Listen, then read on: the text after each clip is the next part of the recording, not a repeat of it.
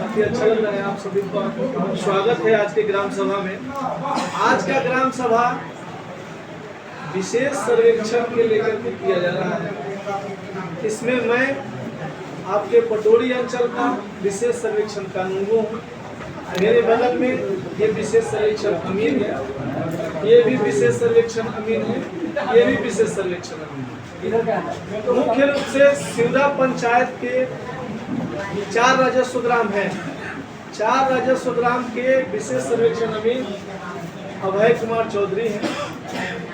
इनसे आप लोगों का सहयोग, ये आपको सहयोग, ये परस्पर आगे सर्वेक्षण के प्रोग्राम में चलेगा। मैं आगे आप लोगों को बताते जाता हूँ।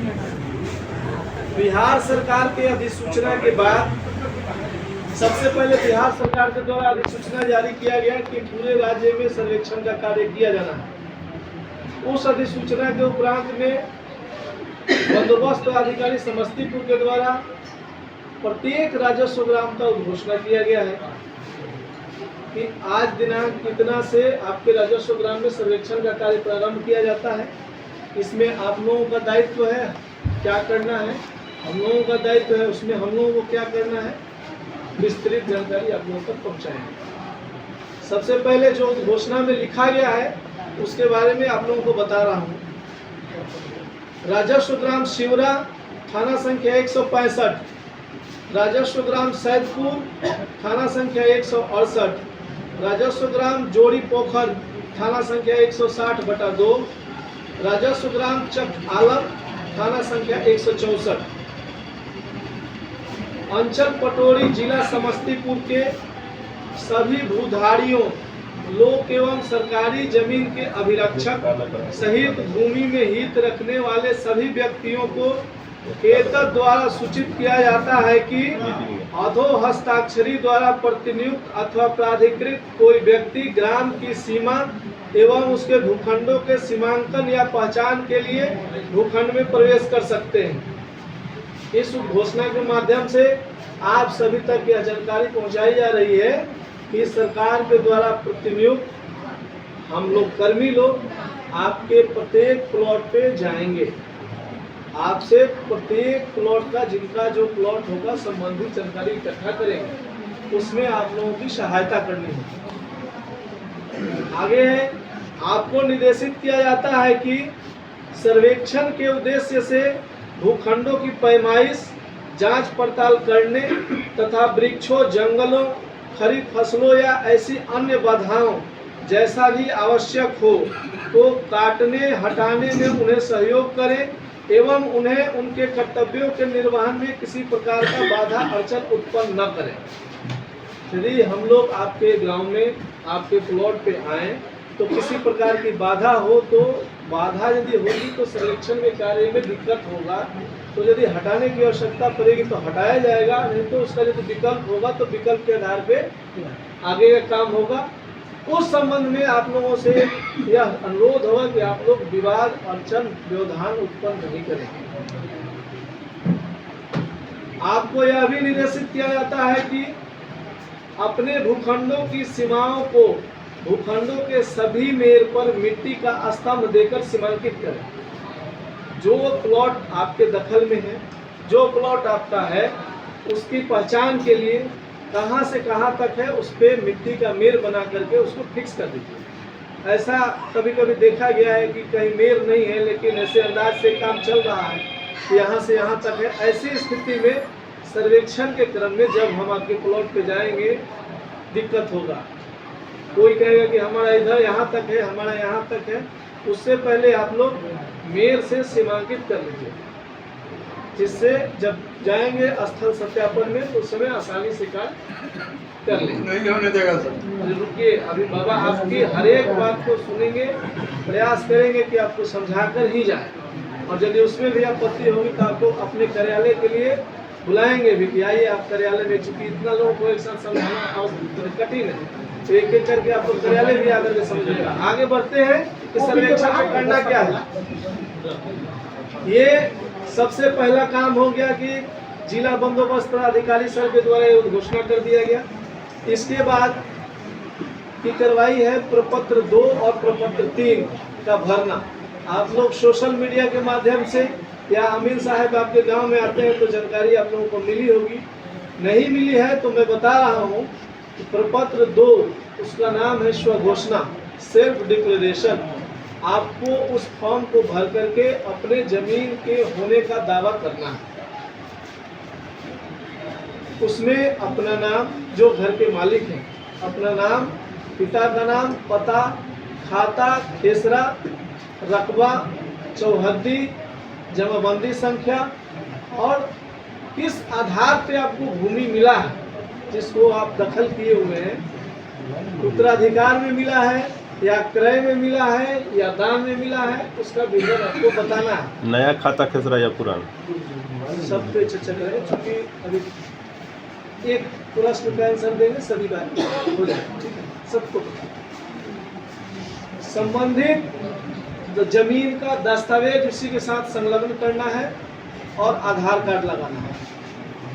उसके बाद जिनका केवाला है, जो अभी वर्तमान में जीवित हैं और खुद क्रय किए हैं, वो अपना केवाला और जमाबंदी रसीद लगा देंगे, आधार कार्ड लगाएंगे, हो जाएगा। अब क्या क्या दस्तावेज लगेगा, खतियानी रैयत के जो वंशज हैं उनके बारे में जानकारी दे देता हूँ। अभी सीओ मैडम के साथ यही समीक्षा चल रही थी। आपके पटोरी अंचल में किसी भी गांव में नया सर्वे फाइनल नहीं हुआ, पुराने सर्वे पे ही सब कुछ चल रहा है। दस्तावेज में पुराना सर्वे खतियान का नकल, जमाबंदी रसीद, पुराने खतियान के जो खाता धारक हैं उनसे लेकर के अभी तक के जो वर्तमान मालिक हैं उनका वंशावली, और बंटवारा यदि हुआ है तो उस बंटवारे को 100 रुपये के स्टाम्प पर शेड्यूल बना करके नोटरी करा करके आपको जमा करना होगा। वंशावली नोटरी से करके आप लोग हमें जमा करेंगे हमारे कार्यालय में। जिनके पूर्वज के नाम पे केवाला है, वंशावली उनको भी देना होगा। जिनको जमीन बंदोबस्ती के द्वारा मिली है वो बंदोबस्ती पर्चा लगाएंगे। कुछ भूमिहीन लोगों को बंदोबस्ती पर्चा, बासगिट पर्चा मिला है, ये पेपर लगा करके आधार कार्ड के साथ स्वघोषणा प्रपत्र 2, प्रपत्र 3 एक साथ कार्यालय में हमारा जमा कर देंगे। कब तक? इसका समय 20 तारीख तक का निर्धारित किया गया है। 20 सितंबर तक का निर्धारित किया गया है। और ये हम लोग जान रहे हैं कि अधिकांश लोग जो है गांव में नहीं रहते हैं, कमाने के लिए बाहर चले गए हैं। तो ऐसी स्थिति में आप लोगों से अनुरोध है कि आप लोग प्रयास करिए कि उन तक यह सूचना पहुंच जाए, उनको जानकारी हो जाए। तो स्वघोषणा लेने की व्यवस्था ऑनलाइन और ऑफलाइन दोनों प्रक्रिया है। जो जहां है वहां से ऑनलाइन भी कर सकते हैं। DLRS साइट है, वहां से आप लोग स्वघोषणा समर्पित कर सकते हैं। उसमें नाम पता पूछा जाता है और प्रपत्र 2 और 3 भर करके PDF अपलोड करना होता है। बहुत ज़्यादा कुछ नहीं है और उसमें डॉक्यूमेंट लगा दीजिएगा आप लोग। तो सबका काम, जो यहाँ नहीं है उनका भी हो जाएगा, और जो है वो अपना कार्यालय आके जमा कर दें या ऑनलाइन कर दें, ये स्थिति होगी। आगे जब आप लोग हमें स्वघोषणा हमारे कार्यालय में जमा करेंगे, उसका हम लोग जांच कर लेंगे, क्योंकि हम लोगों को भी गवर्नमेंट की तरफ से रिकॉर्ड मिलेगा, अंचल से रिकॉर्ड मिलेगा। उसके बाद में आपके राजस्व ग्राम के उत्तर और पश्चिम कोने से प्लॉट संख्या 1 होता है। कुछ लोग अनुभवी लोग हैं सभा में, उनको जानकारी होगा, या जो रिविजनल सर्वे देखे होंगे उनको भी पता होगा। प्लॉट संख्या 1 से हम लोग गांव के प्रत्येक प्लॉट का सत्यापन का काम शुरू करेंगे। उस क्रम में आपकी उपस्थिति अनिवार्य होगी, क्योंकि आप रहेंगे तभी आप बताएंगे कि ये मेरा प्लॉट है और ये मेरे प्लॉट के चौहद्दी में कौन कौन लोग हैं। बहुत सारे लोग हैं जो बटाई को दे दिए, ठेके पे दे दिए। यदि वो नहीं रहेंगे तो ऐसी स्थिति में दखलकार का नाम पता नहीं चलेगा हम लोगों को, तो दखलकार अज्ञात हो जाएंगे। उस क्रम में आपकी परेशानी बढ़ेगी। जब हम लोग प्लॉट संख्या 1 से लेकर के अंतिम जितना प्लॉट होगा उसका सत्यापन का कार्य करेंगे, तब सर्वेक्षण का एक प्रक्रम है खानापूरी कार्य। उसमें सब अभिलेख का संधारण होगा कि आपके द्वारा क्या दस्तावेज प्रस्तुत किया गया है, पुराने खतियान में कौन थे, कितना रकबा पे आप दावा कर रहे हैं, पूरा विवरण एक पंजी पर हम लोग संधारित करते हैं और इसको ऑनलाइन भी करते हैं। जब ये क्रम हम लोग पूर्ण कर लेंगे, उसके बाद में आप सभी को प्रत्येक प्लॉट का एक नया पर्चा आप लोगों को मिलेगा, जिसमें पुराना खाता, पुराना खेसरा, नया खेसरा, क्योंकि अब सर्वेक्षण हम लोग कर रहे हैं तो सभी प्लॉट का नया नंबर एक बदल जाएगा। नया खेसरा, आपका पता, आधार कार्ड, मोबाइल नंबर, ये सब उसमें दर्ज रहेगा। उसमें यदि किसी प्रकार की त्रुटि होती है तो आप लोगों के लिए 3 बार में अपील करने का प्रावधान इसमें बनाया गया है। आप लोग अपील के माध्यम से इसका सुधार कार्य करवा लेंगे। अपील जो सर्वेक्षण का कार्यालय है, वो अंचल कार्यालय के बगल में आधुनिक अभिलेखागार भवन बना है, वहीं पर सर्वेक्षण का कार्यालय है, वहीं अपील करने का प्रावधान। 2 अपील सर्वेक्षण कार्यालय में होगा, वो दोनों अपील में यदि आप अपील नहीं कर पाते हैं, तीसरा अपील सेटलमेंट ऑफिसर समस्तीपुर के यहाँ करना होगा। उसके लिए आपको जिला जाना पड़ेगा। प्रायः लोग एक प्रथम या द्वितीय अपील में ठीक करा लेते हैं। अब ये आप लोगों के ऊपर रहेगा कि आप लोग यदि त्रुटि पाई जाती है तो कब कराते हैं, ये अपनी जागरूकता के ऊपर में है। क्या बोले? पेपर कितना दिन में मिल जाएगा? पेपर जब हम लोग ग्राउंड का सत्यापन कर लेंगे, उसके बाद खानापूरी का कार्य करेंगे, तो अब गांव कितना बड़ा है उसके अनुसार से उसमें समय लगेगा। और जैसे खानापूरी समाप्त होगा तो आपके यहाँ सूचना पहुंचाया जाएगा कि आपके राजस्व ग्राम का खानापूरी पर्चा वितरण किया जाना है। आप सभी उपस्थित होकर के अपना पर्चा प्राप्त कर लें। ठीक है, तो ये पर्चा वहीं हमारे कार्यालय में वितरण होगा, आप लोग आइएगा, पर्चा भी मिल जाएगा। उसके बाद यदि कोई इशू होगा तो आप लोग एक सेकेंड, आप यदि किन्हीं को कुछ जानकारी चाहिए सर्वेक्षण के संबंधित में तो एक एक करके पूछिएगा, समाधान मिल जाएगा। एक साथ 4-5 जन पूछेंगे तो कंफ्यूजन होगा। वंशावली के बारे में जो आप बोले, इसके जो हेड है वो बीच में कर रहा है, हम लोग के यहाँ जमीन के बीच में भाई एक आदमी बोलिए। वंशावली जो है, जिस आदमी का जमीन है उसको स्वयं लिख के वंशावली और परंतु और वंशावली भर के देखिए, ऐसी स्थिति में क्या है कि वंशावली में तो पुत्री बहन सब लोग वंशज है ना, तो उसका जिम्मेदारी है, उसकी जिम्मेदारी है। नहीं बहुत ज्यादा रुकिए, तो आप समझ गए आपका प्रश्न। ऐसे स्थिति में ग्राम सभा में इसका सत्यापन करना है। आप अपनी बहन को, आप अपनी बुआ को या आप अपनी पुत्री को यदि वंशावली में छुपाएंगे तो 10, 20, 50 लोग जो उपस्थित रहेंगे वो तो बताएंगे ना कि ये लोग हैं, इनके वंश में इनकी बहन है, इनकी बुआ है, इनकी पुत्री है। ऐसी स्थिति में तो गलत होगा। इसीलिए आपसे हम लोग नोटरी पे वंशावली मांग रहे हैं कि आप 100 रुपया 150 रुपया लगता है, नोटरी करा करके वंशावली दे दीजिए, जिसको शपथ पत्र बोला जाता है। वही वंशावली हम मान नहीं करेंगे। खर्चा उतना जो लगेगा पूरा गांव का, तो एक पूरा गांव का है ना सर। अभी तो आपको, अभी आपके पास दस्तावेज नहीं होगा तो दस्तावेज भी तो आप निकालिएगा, खर्चा तो करिएगा ना।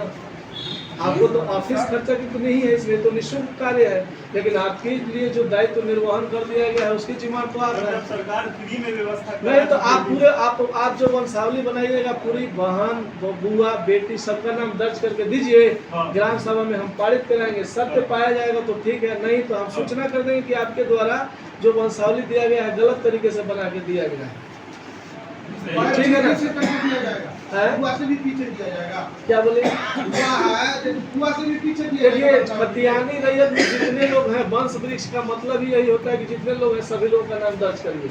वो आपसे संपत्ति बुआ लेंगे, मर गया था। देखिए वो आपसे संपत्ति लेंगे नहीं लेंगे वो सेकेंडरी है। वो नहीं, बुआ मर गया था। अच्छा, जो खतियानी रैयत है वो भी तो मर ही गए हैं 100 साल पहले वाले ही। वही पूछ रहे हैं ना, बता रहे हैं, बता रहे हैं उसी चीज को बता रहे हैं। जो खतियानी रैयत है 110 साल पहले वाले, वो भी तो मृत हैं। तो जो मर गए हैं उनके सामने मृत लिख दीजिए, स्वर्गीय लिख दीजिए, समझ में आ जाएगा। स्पष्ट है। जैसे वंशावली हम बनाए, हमारे गार्जियन मर गए, उनके हमारे 5 औलाद है, एक उनकी पत्नी है, वंशावली में 6 का नाम है।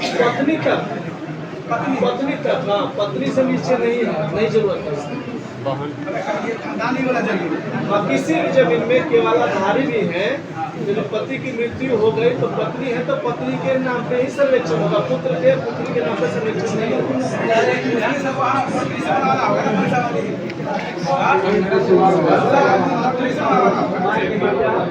वंशावली जो है, नौकरी से वाला ये भाषा देखिए, आप सरपंच से बनवाइएगा तो भी नौकरी करा करके ही जमा करना है। और ये प्रक्रिया है, तो इस प्रक्रिया में यदि समय ज्यादा लगेगा तो आप हमारे पास अल्लाह के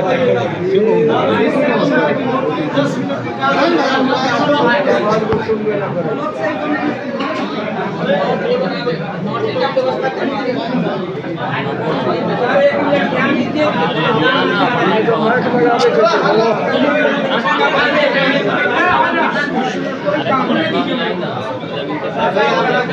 मालिक मेरे